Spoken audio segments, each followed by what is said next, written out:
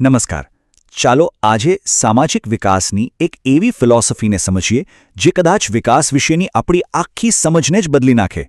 આ એક એવી વિચારધારા છે જેના કેન્દ્રમાં છે કરુણા, અને એ જ કરુણાથી આખું સમાજ નિર્માણનું કામ થાય છે. તો ચાલો આ સફરમાં જોડાઈએ. શરૂઆત એક સિમ્પલ સવાલથી કરીએ. કરુણા એટલે શું? શું એ ખાલી કોઈનું દુઃખ જોઈને મનમાં થતી એક ફિલિંગ છે કે પછી એક એવી તાકાત છે જે આપણને કંઈક કરવા, કોઈ બદલાવ લાવવા માટે મજબૂર કરી દે? સવાલ નાનો લાગે છે પણ આખી વાતનો પાયો આ જ સવાલમાં છુપાયેલો છે. અને પેલો જે સવાલ હતો ને એનો જવાબ છે વિશ્વ કરુણા યાત્રા. જુઓ, આ કોઈ ટૂર કે પ્રવાસ નથી, આ એક આખી વિચારધારા છે. અહીંયા કરુણા કોઈ પેસિવ એટલે કે નિષ્ક્રિય લાગણી નથી. ના, એ તો એકદમ એક્ટિવ, એકદમ સક્રિય શક્તિ છે જે સમાજના વિકાસને ધક્કો મારનારું એન્જિન છે. તો સવાલ એ છે કે આ યાત્રા શરૂ ક્યાંથી થાય? વેલ, એની શરૂઆત થાય છે એક બહુ જ મૂળભૂત પણ એટલા જ પાવરફુલ સિદ્ધાંતથી, અહિંસા. પણ થોભો, અહીં અહિંસાનો જે અર્થ છે ને એ આપણે જે સામાન્ય રીતે સમજીએ છીએ એનાથી ઘણો ઊંડો અને વ્યાપક છે. અહીંયા અહિંસાની વ્યાખ્યા ખરેખર વિચારવા જેવી છે. આપણે મોટે ભાગે અહિંસાને શારીરિક હિંસા સાથે જોડીએ છીએ, પણ અહીં વાત એનાથી ઘણી આગળ છે. વિચારમાં પણ કોઈના માટે ખરાબ ભાવ ન હોય, બોલવામાં જરાય કઠોરતા ન હોય અને આપણા વર્તનથી કોઈનું શોષણ ન થતું હોય. આ ત્રણેય ભેગા થાય ને ત્યારે બને છે સાચી અહિંસા. અને જ્યારે આ ત્રણેય લેવલ વિચાર, વાણી અને વર્તન એક લાઇનમાં આવી જાય ત્યારે શું બને ખબર છે? ત્યારે જન્મે છે વિશ્વાસ. કારણ કે સીધી વાત છે, જો આપણને ખબર હોય કે સામેવાળી વ્યક્તિ આપણા વિશે ખરાબ વિચારતી પણ નથી, બોલતી પણ નથી અને કરતી પણ નથી, તો જ સાચા સંબંધો અને એક મજબૂત સમાજ બની શકે. તો અહિંસાનો મજબૂત પાયો તૈયાર થઈ ગયો. હવે એના પર જે ઇમારત ઊભી થાય છે એ છે સ્વાવલંબનની. આ ફિલોસોફી બહુ સ્પષ્ટપણે માને છે કે કરુણાનો અર્થ કોઈને લાચાર બનાવવાનો બિલકુલ નથી. સાચી કરુણા તો એ છે જે કોઈને પોતાના પગ પર ઊભા રહેવા માટે સક્ષમ બનાવે. આ સરખામણી આખી વાતનો નિચોડ છે. જુઓ, દાન પરની નિર્ભરતા એ એક બેન્ડ એડ જેવું છે, એક કામચલાઉ ઉપાય, પણ લાંબા ગાળે એ વ્યક્તિનું આત્મસન્માન, એનું ગૌરવ છીનવી લે છે. જ્યારે બીજી બાજુ સાચી મદદ એ છે જે લોકોને કોઈ સ્કિલ શીખવાડીને, રોજગાર આપીને એટલા સશક્ત બનાવે કે તેઓ ગર્વથી, ગૌરવભેર પોતાનું જીવન જીવી શકે. અને આ વાત અહીં કેટલી સરસ રીતે કહેવાઈ છે. પોઈન્ટ ખાલી ઇન્કમ વધારવાનો છે જ નહીં. આર્થિક ઉન્નતિ તો માત્ર એક સાધન છે, અસલી મંજિલ નથી. અસલી લક્ષ્ય તો છે વ્યક્તિની અંદર સૂઈ ગયેલા આત્મવિશ્વાસ અને સ્વાભિમાનને ફરીથી જગાડવાનો.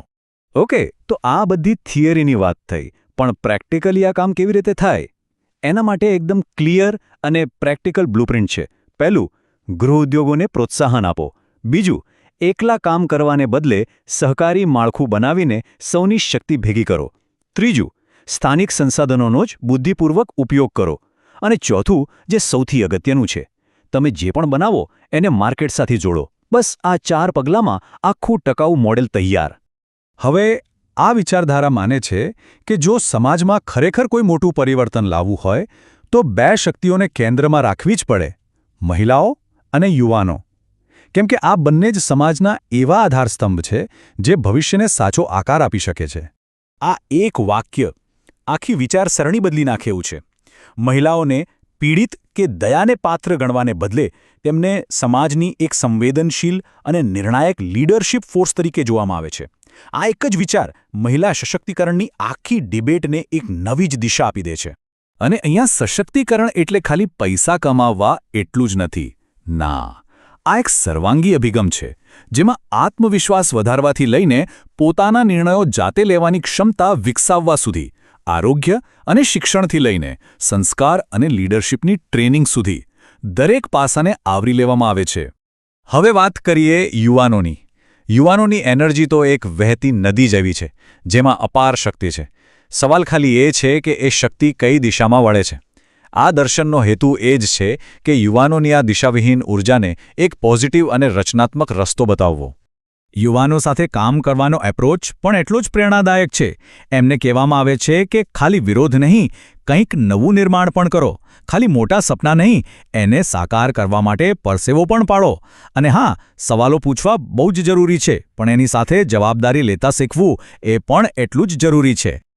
તો અત્યાર સુધી આપણે જે અલગ અલગ પિલર્સની વાત કરી, અહિંસા, સ્વાવલંબન અને મહિલા યુવા સશક્તિકરણ. ચાલો હવે આ બધા ટુકડાઓને જોડીને જોઈએ કે આખરે આ દર્શનનું હૃદય, એનું કેન્દ્ર શું છે? અને જવાબ બહુ સિમ્પલ છે.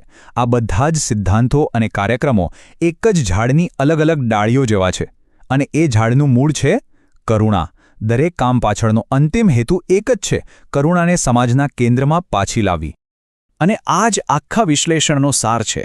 એ એકદમ ગહન વાક્ય છે. આ વિચારધારા આપણને યાદ અપાવે છે કે સાચો વિકાસ એ નથી જ્યાં અર્થતંત્ર એક પાટા પર દોડે અને માનવતા બીજા પાટા પર. ના, સાચો વિકાસ તો ત્યારે જ થાય જ્યારે આર્થિક પ્રગતિ અને માનવતા બંને હાથમાં હાથ નાખીને સાથે આગળ વધે. અને અંતે હું એક સવાલ સાથે આ વાત પૂરી કરવા માંગુ છું. જરા વિચારો, શું થાય જો આપણે વિકાસને માપવાની ફૂટપટ્ટી જ બદલી નાખીએ?